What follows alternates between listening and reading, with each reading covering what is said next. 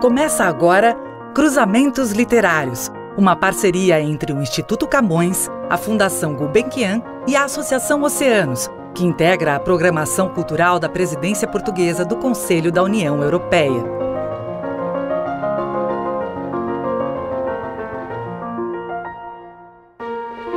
Bem-vindos a mais um podcast Cruzamentos Literários. Sou Rita Chaves, professora de Literaturas Africanas de Língua Portuguesa e uma das curadoras dessa série, que 2 vezes por mês conversam com um escritor de língua portuguesa para conhecer mais sobre a sua obra, a sua vida e o modo como pensa o mundo e a literatura. Esse é um programa que procura uma forma de aproximação nesses tempos de tão necessário distanciamento. Nesse caso, a literatura é o laço, e temos na língua portuguesa uma ponte sobre os oceanos que agora nos parecem muito mais longos. O convidado de hoje é Pepe Tela, um escritor angolano que há muito tempo incorporou à sua obra e à sua vida aquilo que podemos chamar de dimensão atlântica e depois trouxe outros mares à sua agenda. Pepe Tela nasceu em 1941, na cidade de Benguela, segundo o próprio, a mais bonita de Angola. E nasceu com o nome de Arthur Carlos Maurício Pestana dos Santos. O nome de Pepe Tela ele ganhou numa espécie de segundo nascimento, quando selou o seu destino à luta pela independência de seu país. Foi o codinome que escolheu ao ingressar na guerrilha em 1970, após fugir de Portugal, para onde tinha estudar há alguns anos.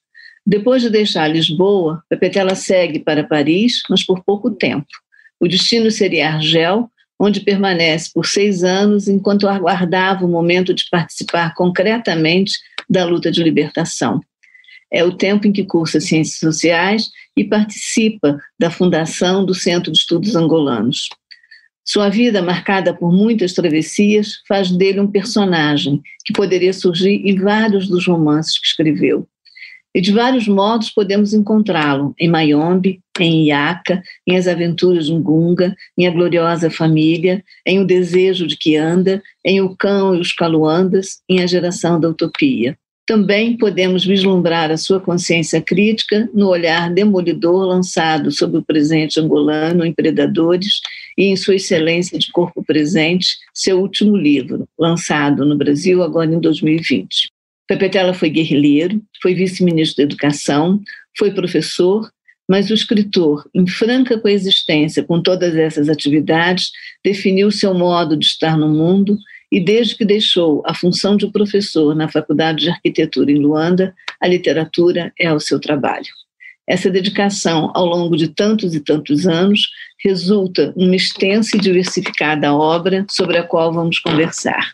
Na conversa sobre a obra, teremos alguns saltos para a vida, porque temos um caso de coerência entre o escritor e o cidadão. Não só de Angola, mas um cidadão de um mundo em movimento que reclama sua intervenção. Antes, porém, eu queria lembrar que ele é autor de 2 peças de teatro, um livro de contos, 2 livros de crônicas e 21 romances. Entre 1981, quando Mayombe foi contemplado com o Prêmio Nacional de Literatura, até 2020, quando o romance mais recente recebeu o Prêmio Correntes de Escrita, Pepe Tela teve muitos sinais de consagração. Em 1997, foi agraciado com o Prêmio Camões, um inequívoco reconhecimento da amplitude de sua obra pelo mundo da língua portuguesa. Uma carreira longa, feita de muitas parcerias com a história, com a antropologia, com a sociologia e de muito trânsito por muitas geografias. Pepe Tela viveu e escreveu sobre vários territórios de Angola, e não só. Lisboa, Berlim, Berkeley e Santos são alguns dos seus portos. Com esse movimento, ele nos ajuda a colocar em causa alguns dos preconceitos que rondam as literaturas africanas.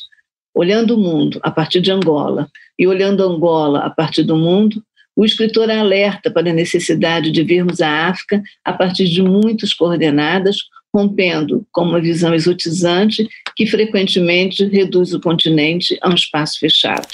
Este episódio conta com leituras de trechos da obra de Pepe Tela pelo poeta, músico e performer Ricardo Aleixo. Pepe Tela, muito obrigada por estar aqui conosco. Como sempre, vai ser tenho certeza, um grande prazer essa nossa conversa, e eu vou começar falando do Moana Puó, um livro sobre o qual eu penso ainda se fala muito pouco. Talvez o enorme sucesso de Mayombe, livro que desperta as paixões, inclusive a minha, e enorme interesse, inclusive pelas circunstâncias de sua produção, tenha deixado um pouco na sombra o seu livro de estreia, que é bastante singular no conjunto de sua obra, um livro muito instigante e ainda pouco estudado. Eu gostaria de começar essa conversa ouvindo um pouco sobre Moana Puó, escrito em 1969, publicado somente em 1978, traduzido para o alemão e para o ucraniano e ainda aguardando uma edição brasileira.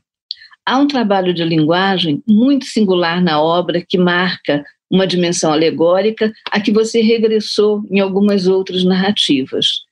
Eu queria que você falasse um pouco como se definiu essa opção por uma linguagem que corteja a poesia num romance.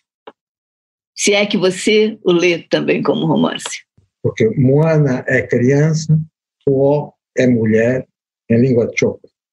Portanto, uma mulher-criança ou criança-mulher é uma jovem. E o que deu origem a esse livro, quer dizer, é a reprodução de uma máscara choca do nordeste de Angola, da região da Lunda, onde houve o grande império Lunda. Esta máscara está no Museu Trevuren da Bélgica. E foi tirada, ou pelo menos foi-me enviada, por uma grande estudiosa dos povos do nordeste de Angola e sul do Congo, a região do Katanga, né? É uma máscara que é usada por um homem, sempre usada por um homem, nas danças tradicionais, né? Representando, portanto, exatamente o espírito Moana Puó dos Chokwe, população que hoje é maioritária na Lunda. A mim provocou isso, com essa ligação que havia a esse nordeste fabuloso de Angola em termos de arte pictórica, música, a pictórica metendo pintura e metendo escultura e sei lá mais que,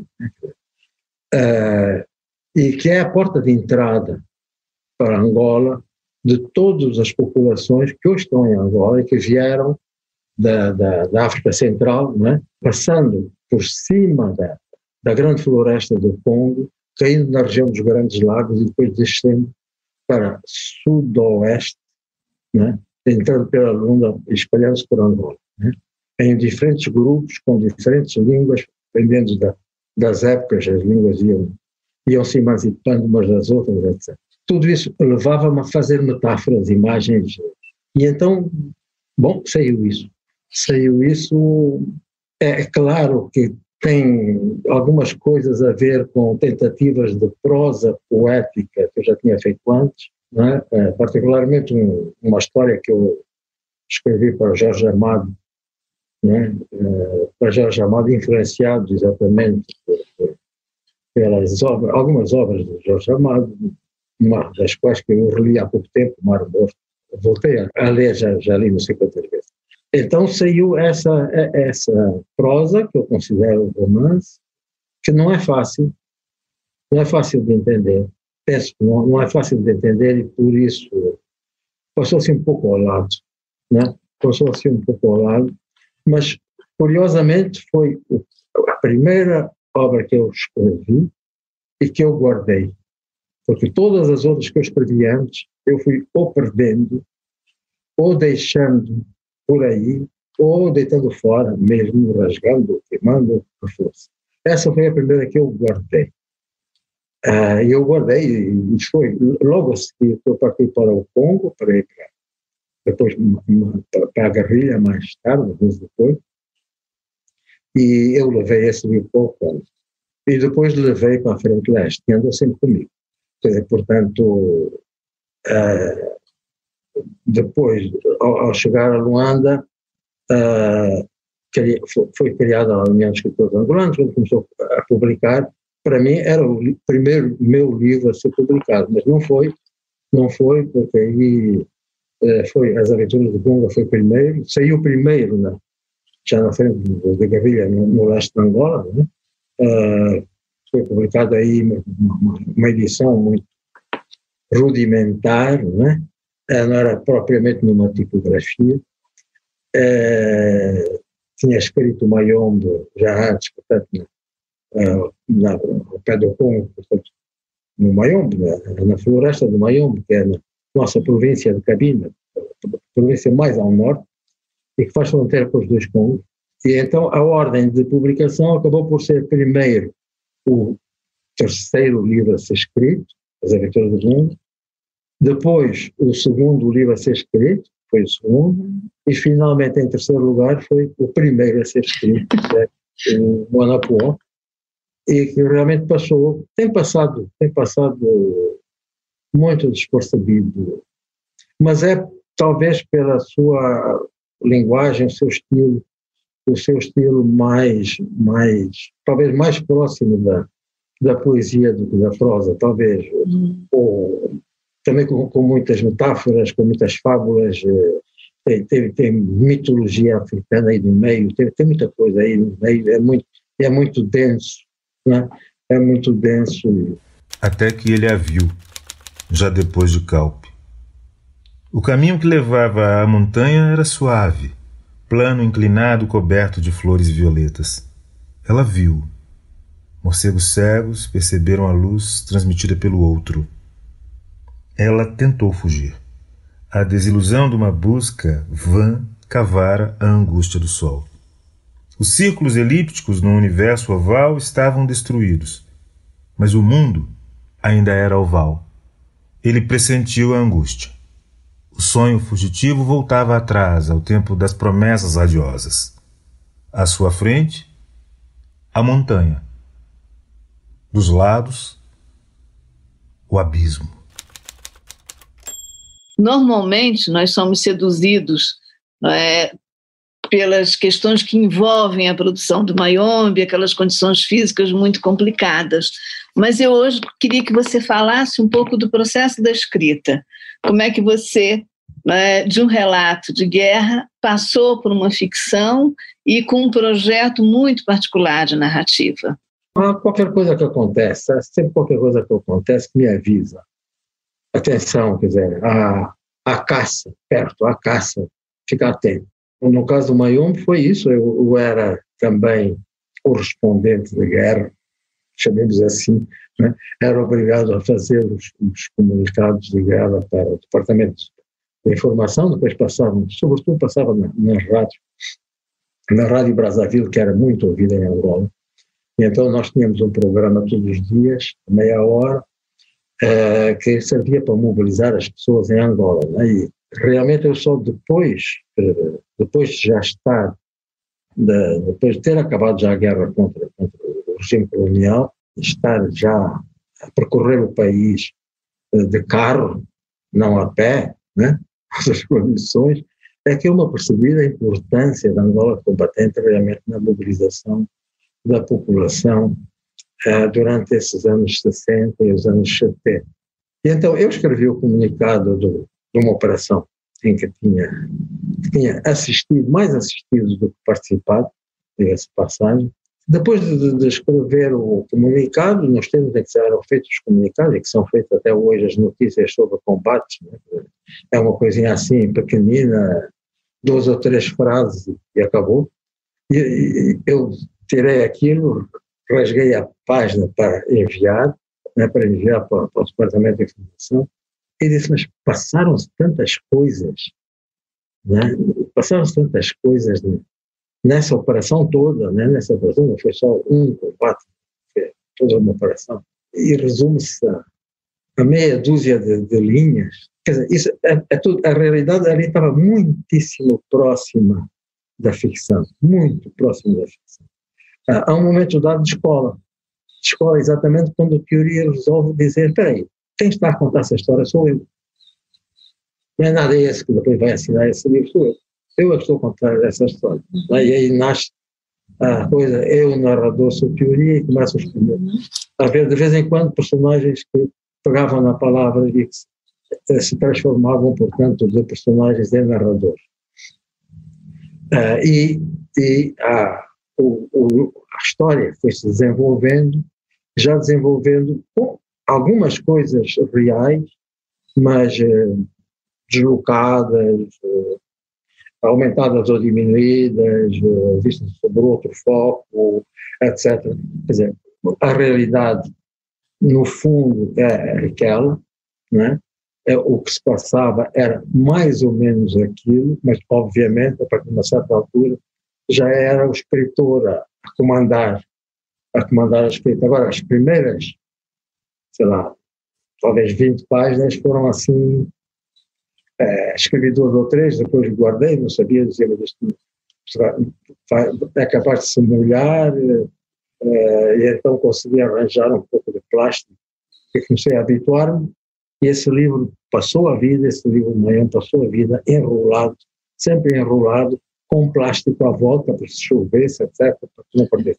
Eu senti que estava ali uma história. Onde eu nasci, havia homens de todas as línguas vivendo nas casas comuns e miseráveis da companhia. Onde eu cresci, no bairro Benfica, em Benguela, havia homens de todas as línguas sofrendo as mesmas amarguras. O primeiro bando a que pertenci tinha mesmo meninos brancos e tinha miúdos nascidos de pai umbundo, chokwe, quimbundo, fiote, coanhama. As mulheres que eu amei eram de todas as tribos, desde as Reguibá do Marrocos às Zulu da África do Sul. Todas eram belas e sabiam fazer amor, melhor umas que outras, é certo. Qual a diferença entre a mulher que esconde a face com um véu ou a que o deforma com escarificações? Querem hoje que eu seja tribalista.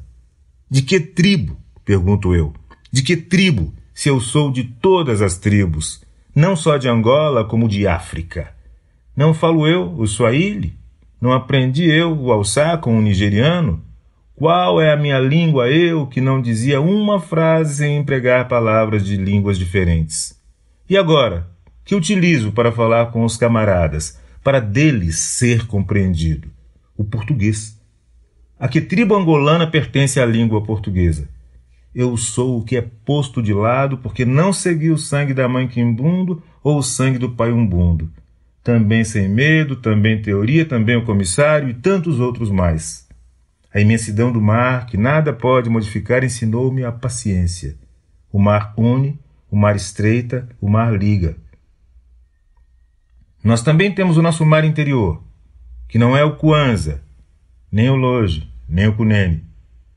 O nosso mar, feito de gotas de diamante, suores e lágrimas esmagados, o nosso mar é o brilho da arma bem oleada que faísca no meio da verdura do Mayombe, lançando fulgurações de diamante ao sol da lunda.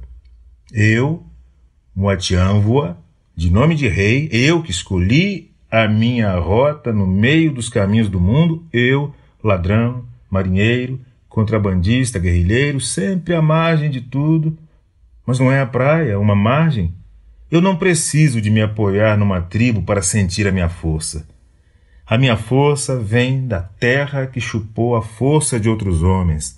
A minha força vem do esforço de puxar cabos e dar a manivela e de dar murros na mesa de uma taberna situada a algures no mundo, à margem da rota dos grandes transatlânticos que passam indiferentes sem nada compreenderem do que é o brilho diamante da areia de uma praia. Eu acho que o livro é muito original, e além da minha própria paixão, Pepetelli, eu tenho sido testemunha do interesse que esse romance desperta nos jovens. Ele já foi indicado por mim várias vezes como leitura na Universidade de São Paulo, e eu fico impressionada como vejo aparecer nos jovens de hoje, que têm uma experiência completamente diferente das nossas experiências, e eles são apanhados pelo livro. E outra coisa que eu acho muito interessante é que, normalmente, as figuras emblemáticas das revoluções populares são o agricultor, o camponês, e o trabalhador, o operário. E você coloca digamos, a síntese da sua proposta na voz do marinheiro. O Mote Anva tem uma das falas mais bonitas do livro.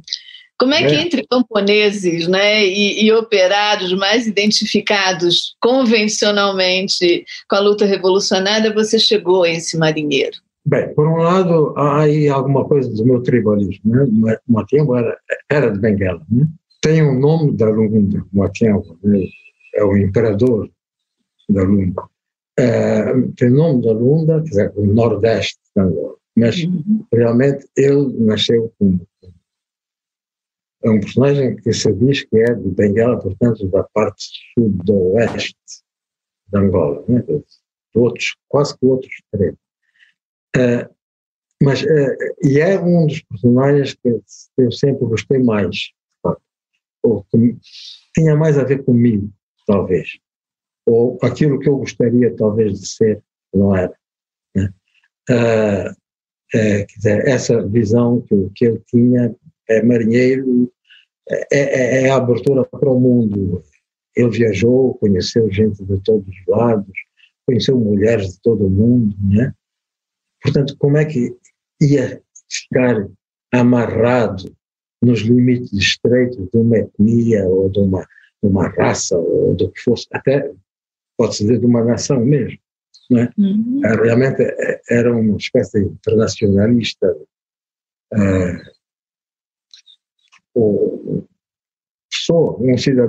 realmente um cidadão do mundo. Olha, agora eu vou dar um salto para a vida. Grande parte da literatura angolana foi escrita em espaços de exceção. Luandino escreve vários livros na prisão, Jacinto, Antônio Cardoso e Agostinho Neto também. Costa Andrade escreve alguns poemas no exílio, outros na guerrilha. Quer dizer, no seu caso, Mayombe e As Aventuras de Lunga são exemplos dessa condição. E o que é curioso, né, e muito estimulante é que a guerrilha não é só o tema. A guerrilha é toda uma ambiência, um fato que intervém diretamente no ato da escrita. Para os leitores comuns, há um sentimento de perplexidade diante da atmosfera de violência que necessariamente está impressa na situação de guerra, né? Por mais que nós romantizemos a guerrilha, né, e eu penso que devemos romantizar, porque ela tem uma dimensão épica, sem dúvida, mas há uma carga de violência. Em uma entrevista em 97 para o Jornal da USP, você diz o seguinte sobre a guerrilha, sobre o tempo da guerrilha: foi o melhor período da minha vida. Era o período em que estava absolutamente tranquilo com a minha consciência. Fazia aquilo que deveria fazer. Depois de tantas décadas, de tantas outras guerras que você enfrentou, né, nos mais variados campos, e você continua a fazer essa avaliação? Foi o melhor período da sua vida? Sim, nesse aspecto foi terrível do ponto de vista físico, né? Diga-se passar, é claro. Guerrilha é não ter casa, a casa é a mochila, tem as costas, que é peso, né? Que é peso que dói, né? Longas marchas, muita fome, muita sede, muito perigo, companheiros feridos, alguns mortos, há toda essa violência constante. Mais tranquilo, talvez, no Mayombe do que depois. Na Frente Leste era pior. Na Frente Leste era pior porque no Mayombe nós tínhamos a proteção das árvores, da floresta. Não havia aviação inimiga. A aviação inimiga não fazia nada, né? Não havia nada. Se passava em baixo, podia lançar as bombas que quisesse, as bombas rebentavam lá em cima, nenhum fragmento chegava imediatamente abaixo. Ao passo que na Frente Leste, não. Na Frente Leste havia horas, às vezes horas e horas que uma pessoa andava atravessando só com erva, né? Nós chamamos capim, não sei se no Brasil não chamam capim. Chamam. Também. Só capim, e sempre tínhamos à mercê da aviação inimiga, sobretudo dos helicópteros que eram um terror, né?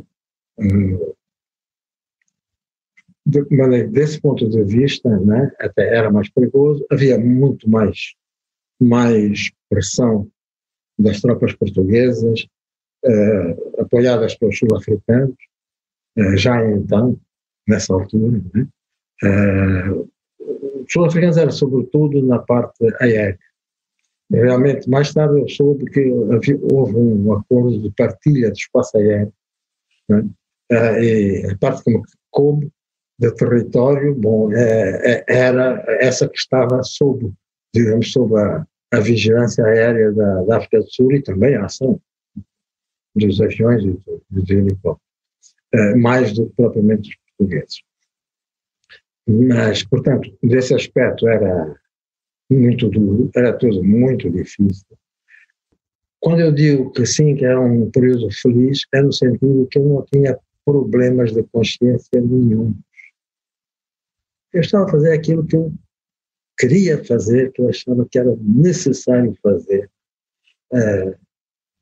Não havia dúvida, não tinha dúvida, era aquilo.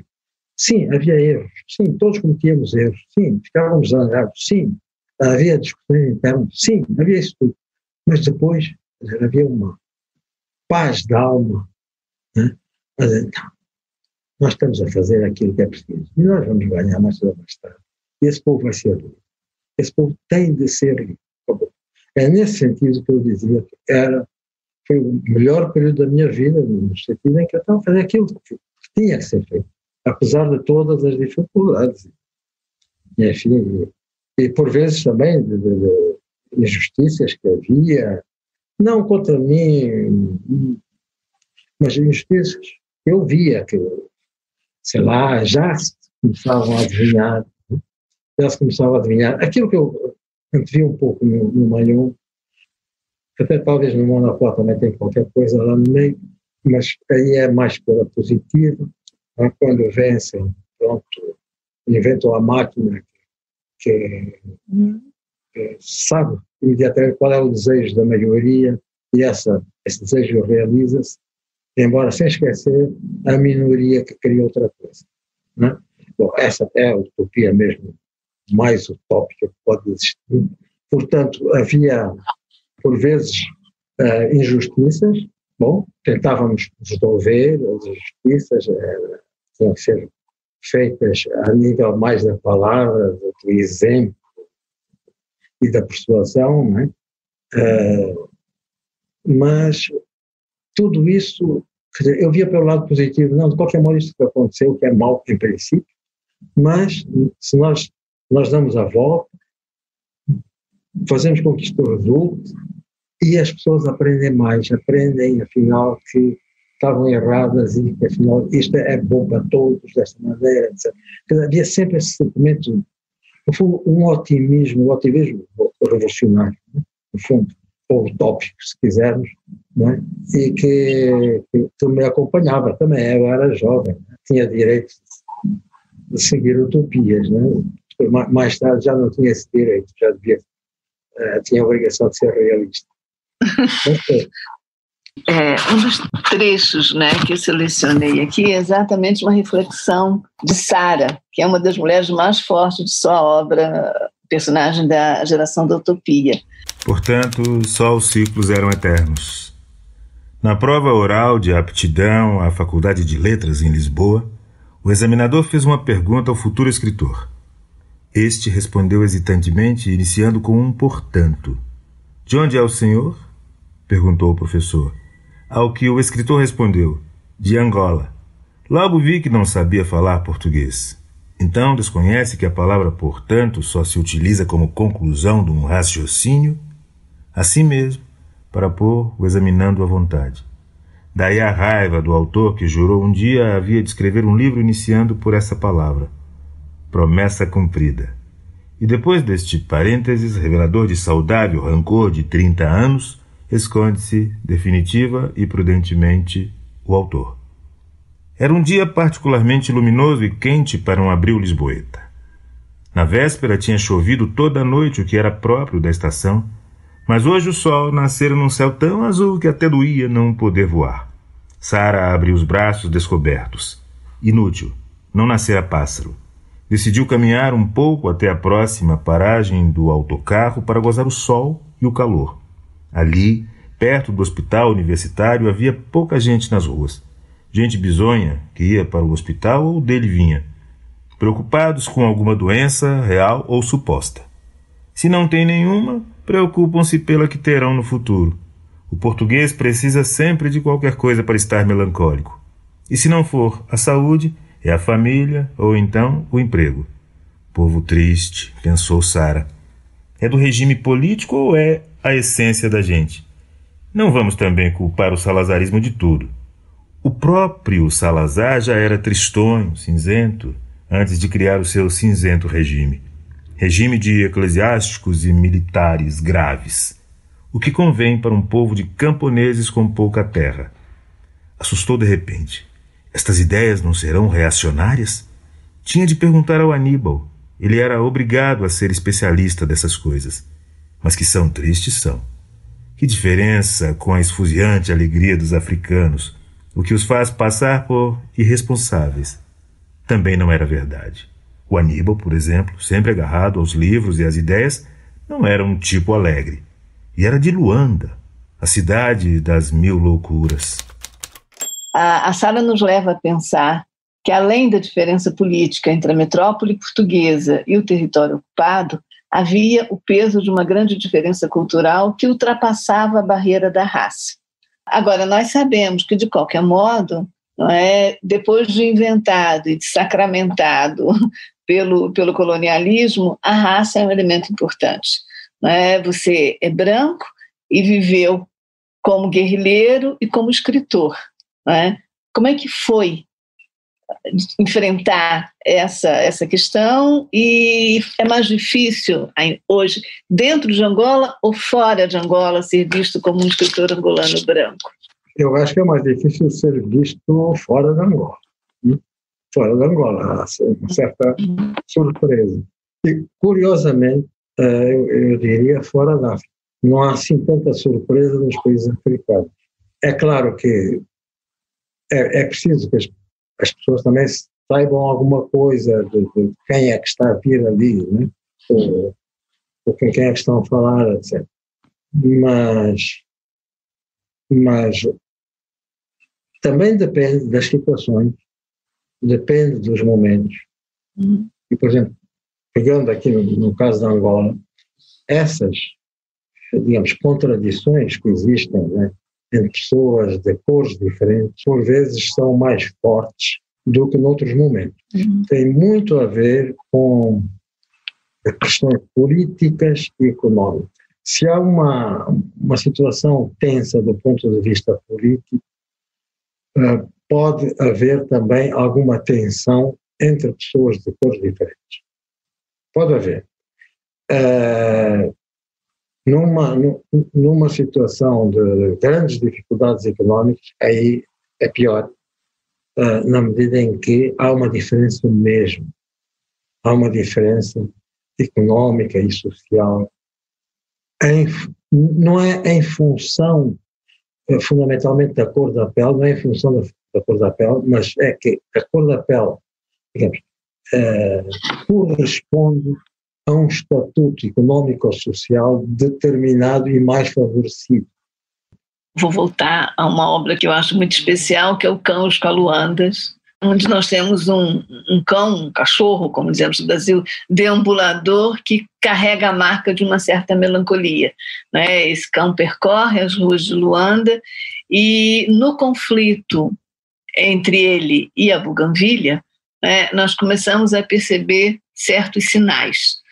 Me parece que você prenuncia, a partir desse conflito, outras batalhas que viriam a ocorrer. Fazendo um retrospecto, nós podemos pensar que o agravamento de contradições que viriam a se concretizar no tempo de Predadores e nos acontecimentos que serão ironicamente narrados em Sua Excelência de Corpo Presente, tudo isso estava sendo previsto pelo cão. Quer dizer, e quais eram os sinais que se apresentavam como um aviso, dessa mudança negativa? Sim, esse livro começou a ser escrito 3 anos, talvez, depois da independência, começou a ser escrito, mas foi aos poucos, pouco a pouco. Aliás, a forma adotada para ele foi exatamente por causa disso. Eu não tinha a certeza quando é que iria ter possibilidade de voltar, de retomar o livro, dadas as funções que desempenhava na época, né, que me obrigavam a muitas movimentações, muitas reuniões, sobretudo, coisas que eu nunca gostei muito. E, portanto, havia, digamos, uma forma para evitar que se notasse, digamos, uma certa falta de unidade no estilo literário, era exatamente provocar a falta de unidade de estilo. Né? E, portanto, bom, um facto é contado como se fosse um conto, a seguir é uma peçazinha de teatro, né? A seguir é reportagem de jornal, a seguir é qualquer coisa, é um diálogo na rua, etc. Sempre o veículo, digamos, a estratégia narrativa é sempre diferente, exatamente para não se notar que deve haver saltos brutais deste tipo. E entretanto, surgiu, no momento dado, a questão da bugavília, né? Então isso serviu para ser posto entre outros episódios, a servir para costurar um pouco a trama narrativa. E acaba por se tornar, talvez, a história mais importante, uma das mais importantes desse livro. Né? Porque realmente o cão, que representa, sem dúvida alguma, pelo menos qualquer coisa de romântico, é o cão a ver a Toninha a passar no mar ao longe, né, e a ganir saudade dela, né? E depois o cão a vingar, digamos, a morte da trepadeira de flores vermelhas, né, que a bugavília destrói, ou subjuga, não pode ser. Bom, que é a outra parte, aí o cão também como vingador, que aparece várias vezes em vários episódios, né, sem querer, né, ele provoca, por exemplo, pelo menos um equilíbrio de situação, né, no momento, quando as situações estão desequilibradas. E que representa, no fundo, aí penso que o cão representava certas qualidades, daquilo que poderiam ser pessoas honestas, pessoas decentes, né? Pessoas progressistas, que viam um futuro melhor para os outros. Enquanto que a bugavília é o contrário, é o que serve para fazer cercas, é o que serve, tem espinhos, etc. Portanto, eram os perigos que se adivinhavam. Mas também nas próprias histórias que são contadas de uma forma ou de outra, apareciam alguns aspectos negativos que poderiam desenvolver-se, que se vieram a desenvolver. Não? Um ou outro só está preocupado em aparecer na televisão, mas o que é que a televisão diz de mim, por exemplo, e fica furioso porque a televisão está a falar mal dele. Na televisão alguém está a dizer qualquer coisa que ele não agrada e parte da televisão, né? E as crianças ficam tristíssimas lá em casa, ou tem vontade de partir, já não sei se chega a partir, é capaz de não, dá um pontapé no cão, é a mesma coisa, quer dizer, acaba por ser a mesma coisa, digamos, questões de deslealdades que aparecem, né, em certos apontamentos, covardias, burocracias, sim, acho que há um apontar para a burocracia como qualquer coisa que é necessária, mas que pode derivar para coisas piores no futuro. Há isso, no fundo, nesse livro já há muitas coisas, talvez mais concretas apenas do que aquilo que o Mayombe já pressupõe, ou pelo menos a fala, uma outra fala, né, no Mayombe, que pressupõe que o futuro talvez não seja exatamente aquilo que nós imaginamos. Não foi aquilo que nós combinamos, não é? É o que nós vamos dizer, não foi. Portanto, também se pode dizer aquilo que nós imaginávamos que ia ser o futuro, não terá sido, infelizmente.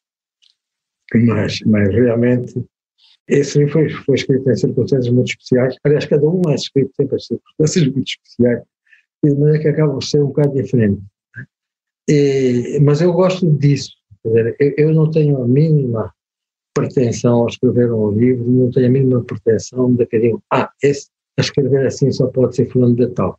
Não, eu fico muito satisfeito se o leitor se surpreende, é totalmente diferente daquilo. Né? Só sabe que o livro está publicado, só sabe que o livro é meu porque tem lá o meu nome lá na primeira página, na capa. Mas, portanto, há sim um problema que eu tenho, que é a repetição. Eu repito muitas coisas na minha vida, porque eu tenho uma rotina, preciso da rotina porque tenho uma memória e, portanto, se não seguir as rotinas, eu esqueço-me de qualquer coisa sempre. Né? Perco, absolutamente. Mas na literatura eu não gosto de repetir. E às vezes eu sinto que eu estou a repetir, aí imediatamente eu elimino isso. Elimino imediatamente. Basta desconfiar. Nem preciso de comprovar, basta desconfiar. É claro que há temas que são tratados muitas vezes, são os temas que me povoam, os sonhos, sobretudo. Mas sobre esse coisa do cão escaluanas, também há uma procura de cidade. E, aliás, nesse livro está uma cidade que já não existe. Né? Portanto, também é um livro de história. Apesar de ser um livro de ficção, já é um livro de história, né? Daquela Luanda dos primeiros tempos da independência. A Buganvília 9. Desta vez vim só eu para a quinta. A mãe e o Chico ficaram. A mãe foi inaugurar a loja com o primeiro carregamento da quinta. Couves, alface, tomate, galinhas, ovos e fruta. À noite disse que foi uma enchente, acabou-se tudo em 2 horas. É mais caro que nas bancas estatais, mas as pessoas compram. O Chico disse para ela ter cuidado com os preços acima dos legais. Ela respondeu, não há problema, o fiscal está no esquema. É que precisamos ganhar dinheiro rápido para comprar tratores e aumentar a produção de tomate e depois comprar a fábrica de concentrados que o Chico dirigirá. Aqui na quinta está tudo normal. Tudo não. O Lucapa está desesperado. Mal consegue dormir no alpendre porque a buganvília invadiu tudo. Com uma katana cortei 2 ou 3 ramos para fazer espaço para o pastor alemão dormir. Mas sei que na semana próxima já está tudo outra vez cheio. Quando cortei os ramos, às escondidas, tive uma impressão estranha. Com as conversas do pai, até me pareceu que estava a cortar-lhe um braço. Será Kazumbi, como dizem os trabalhadores bailundos. Ainda lá estão restos da trepadeira de bagos vermelhos apertados pelos braços da buganvília. O Lucapa olha para eles e uiva, como se fosse para um ponto desconhecido muito à nossa frente. Pepetela, eu penso que há um outro dado que também é muito, muito importante na sua obra, que é a capacidade que você tem de colocar Angola como um país que não está fora do mundo. Quer dizer, aqueles problemas que você denuncia, né, com várias estratégias literárias, aqueles problemas são problemas que o mundo vive. Então, eu acho que um dos mais terríveis é exatamente essa conexão entre o empresariado ganancioso e um poder político irresponsável. Isso está em Luanda, isso está de forma radicalizada no Brasil do presente. E eu penso que é uma coisa interessante é que a literatura foi uma aliada na estação da utopia, né? Ela ajudou a imaginar um mundo novo e a estruturar um sonho, sobretudo para a sua geração, né, e para o seu país. Você vê a literatura agora como uma força também capaz de atuar nesses tempos de pesadelo? Capaz de atuar, sim, mas com menos importância do que tinha antes, sem dúvida alguma. Digamos, atualmente a concorrência é muito forte. Né? Há a concorrência da televisão, do cinema. O próprio cinema, né, já sofre muito a concorrência da televisão e o cinema acaba por se casando com a televisão para sobreviver como tal. Né?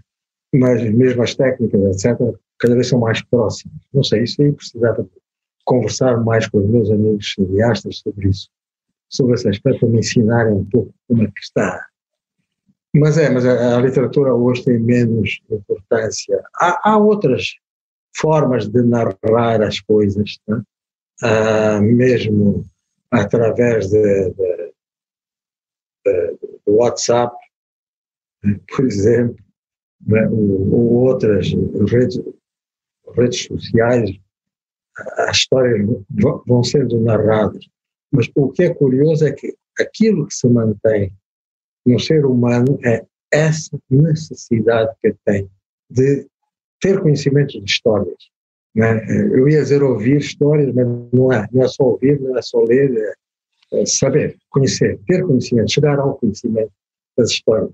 O ser humano atual, apesar de todos os avanços tecnológicos, apesar de só pensar em dinheiro e coisas assim, ainda precisa da imaginação, ainda precisa do fantástico, né? Ainda precisa do trabalho de sentimentos, que é a ficção que dá. Seguindo essas trilhas do pesadelo, nós chegamos ao presente, esse presente assustador que estamos vivendo. Há um período que, tendo começado nos primeiros meses de 2020, parece não querer acabar.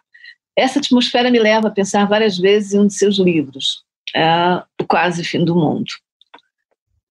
Embora a razão seja de outra natureza, parece-me com frequência que há uma situação de desmoronamento que nos coloca diante de um clima exatamente de quase fim do mundo. Mais uma vez, a literatura exercitou-se como uma espécie de profecia. E eu queria saber queria que você falasse um pouco desse livro.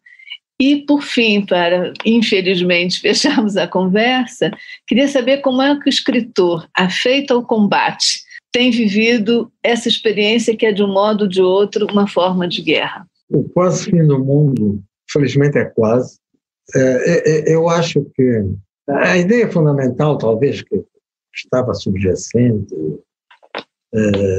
que não está expressa no livro, mas é que eu acho, cada vez mais acho isso, e vamos chamá-lo de ciência, é que a humanidade já esteve à beira do colapso muitas vezes. Né? Há alguns mitos que ficaram até mais ou menos cristalizados em religiões e que indicam que alguma coisa houve. Como qualquer mito, parte de uma realidade, alguma coisa que aconteceu, e depois cada geração vai acrescentando uma coisa e vai mudando aqui e ali, mas fica um resíduo, uma poeira daquilo que aconteceu, fica no mito, da lenda. Nos tempos em que eu estudava sociologia, eu deparei-me com um autor, acho que é Malinowski, não tenho a certeza, antropólogo, que numa das ilhas do Pacífico descobriu um fenómeno extraordinário, que era, naquela ilha só havia capim e cabras, mais nada. É uma ilha pequena, provavelmente as cabras chegaram ali de um naufrágio qualquer do navio e havia uns pares de cabras que chegaram à terra, reproduziram-se, mas quando estava a haver muito pouco capim, porque as cabras se reproduziam muito e comiam o capim, o que acontecia é que os mais velhos subiam para um penhasco enorme sobre o mar e atiravam-se. Suicídio coletivo. E ele observou isso e contou isso, que era para que os mais velhos davam espaço aos mais novos, diminuía assim a população, o capim já podia crescer, né, e haver, portanto, comida para os mais jovens poderem sobreviver. Bom, os ciclos digamos, da natureza, os tais ciclos eternos, né, perpétuos, né, da geração do teu filho. Portanto, esses pensamentos têm a ver com a gênese do livro. Né? Portanto, fazer alguma coisa que faz com que quase tudo desapareça, e claro que isso tem que acontecer naquilo que até hoje há vestígios de ser o berço da humanidade, né? Aquela parte da África. Até hoje, pode ser que se descubra que afinal, há 2.000 milhões de anos, já no que é hoje Salvador, né? Existiam lá uns hominídeos a matarem-se uns aos outros. Né? Pode acontecer. Bom, mas pelo que se conhece hoje, né, parece que foi em África. E, portanto, o livro também começa aí, começa em África, e há ali uns sobreviventes e tal, que, em princípio, vão recriar uma unidade que vai descobrir umas armas poderosíssimas para se autodestruir. Como é que você está vivendo? Estou vivendo esse momento. Quer dizer, bem, é como se estivesse mais ou menos na prisão. Como não tinha a experiência da prisão, agora já tive várias experiências, esta é mais uma.